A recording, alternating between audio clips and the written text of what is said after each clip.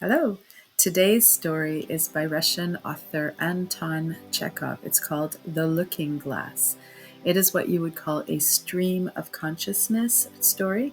That means that it's kind of told not in a traditional storytelling way, but just the way your thoughts progress. And that's the way it's written. Sometimes we have unusual twists and turns or non sequiturs in our thoughts. And that was kind of a new style back in the day. This story was written in 1885. There are other writers that did that as well, and it was kind of catching on. A little about Anton Chekov. He's Russian, as I said, born in 1860 and died at the young age of 44 in 1904.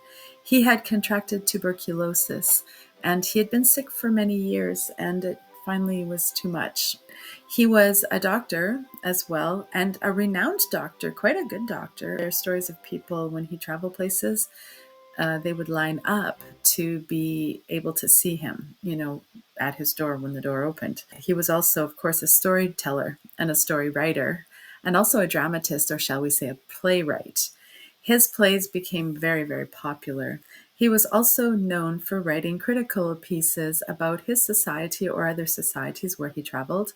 He particularly was interested in convict reform or prison reform. He thought that inmates were treated oftentimes particularly inhumanely, so he wanted to change that.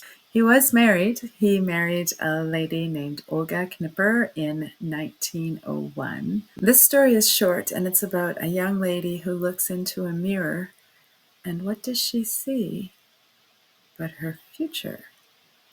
Is it good to look into a mirror and be able to see your future? The Looking Glass by Anton Chekov. New Year's Eve, Nellie, the daughter of a landowner and general, a young and pretty girl, dreaming day and night of being married, was sitting in her room, gazing with exhausted, half-closed eyes into the looking glass.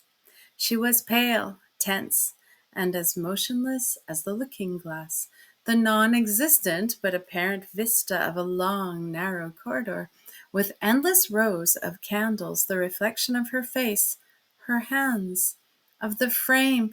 All this was already clouded in mist and merged into a boundless gray sea. The sea was undulating, gleaming, and now and then flaring crimson. Looking at Nellie's motionless eyes and parted lips, one could hardly say whether she was asleep or awake, but nevertheless, she was seeing.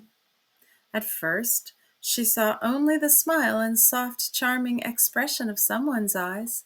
Then, against the shifting gray background, there gradually appeared the outlines of a head, a face, eyebrows, beard. It was he, the destined one, the object of long dreams and hopes. The destined one was for Nellie everything: the significance of life, personal happiness, career, fate. Outside him, as on the gray background of the looking glass, all was dark, empty, meaningless. And so it was not strange that, seeing before her a handsome, gently smiling face, she was conscious of bliss, of an unutterably sweet dream that could not be expressed in speech or on paper. Then she heard his voice, saw herself living under the same roof with him. Her life merged into his. Months and years flew by against the gray background, and Nellie saw her future distinctly in all its details. Picture followed picture against the gray background. Now Nellie saw herself one winter night knocking at the door of Stepan Lukich, the district doctor. The old dog hoarsely and lazily barked behind the gate. The doctor's windows were in darkness. All was silent. For God's sake, whispered Nellie. But at last the garden gate creaked, and Nellie saw the doctor's cook. Is the doctor at home? His honor's asleep, whispered the cook into her sleep, as though afraid of waking her master. He's only just got home from his fever patients and gave orders he was not to be waked. But Nellie scarcely heard the cook. Thrusting her aside, she rushed headlong into the doctor's house, running through some dark and stuffy rooms, upsetting 2 or 3 chairs. She at last reached the doctor's bedroom. Stepan Lukich was lying on his bed, dressed but without his coat, and with pouting lips was breathing into his open hand. A little nightlight glimmered faintly beside him. Without uttering a word, Nellie sat down and began to cry. She wept bitterly, shaking all over. "My husband is ill," she sobbed out. Stepan Lukich was silent. He slowly sat up, propped his head on his hand, and looked at his visitor with fixed, sleepy eyes. "My husband is ill," Nellie continued, restraining her sobs. "For mercy's sake, come quickly, make haste, make haste." "Eh," growled the doctor, blowing into his hand. "Come, come this very minute, or it's terrible to think, for mercy's sake." And pale, exhausted Nellie, grasping and swallowing her tears, began describing to the doctor her husband's illness, her unutterable terror. Her sufferings would have touched the heart of a stone, but the doctor looked at her, blew into his open hand, and not a movement. "I'll come tomorrow," he muttered. "That's impossible," cried Nellie. "I know my husband has typhus. At once, this very minute, you are needed." "I have only just come in," muttered the doctor. "For the last 3 days I've been away seeing typhus patients, and I'm exhausted and ill myself. I simply can't. Absolutely. I've caught it myself. There." And the doctor thrust before her eyes a clinical thermometer. "My temperature is nearly 40. I absolutely can't. I can scarcely sit up. Excuse me, I'll lie down." The doctor lay down. "But I implore you, doctor," Nellie moaned in despair. "I beseech you, help me for mercy's sake. Make a great effort and come. I will repay you, doctor." "Oh dear, why, I have told you already. Ah!" Nellie leapt up and walked nervously up and down the bedroom. She longed to explain to the doctor, to bring him to reason. She thought if only he knew how dear her husband was to her, and how unhappy she was, he would forget his exhaustion and his illness. But how could she be eloquent enough? "Go to the Zemstvo, doctor," she heard Stepan Lukich's voice.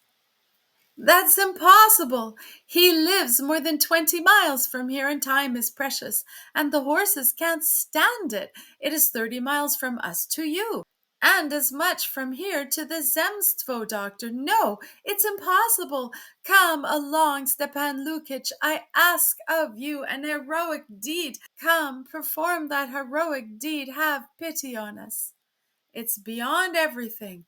I am in a fever. My head's in a whirl, and she won't understand. Leave me alone."